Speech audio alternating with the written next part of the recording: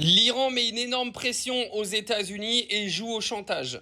L'Iran a donc annoncé aujourd'hui qu'il ne réouvrirait pas le détroit d'Ormuz avant que ses 11 000 milliards d'actifs gelés ne soient libérés et qu'il n'en avait absolument rien à cirer aujourd'hui du cessez-le-feu de Donald Trump qui, s'il faut, il réattaquerait. Quoi qu'il arrive, ils n'en ont rien à battre. Donald Trump croit qu'il contrôle quoi que ce soit dans cette guerre. On voit encore une fois que c'est l'Iran qui contrôle et qu'ils n'en ont absolument rien à cirer des menaces américaines.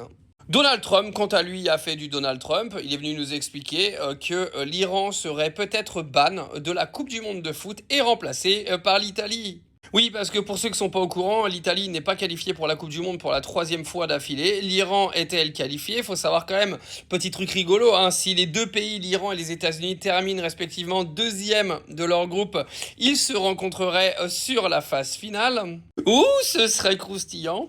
Et tout ça pour que Donald Trump se refasse une petite soirée en tête-à-tête avec sa pote Giorgia Meloni qui ne lui adresse plus la parole et qui l'insulte publiquement.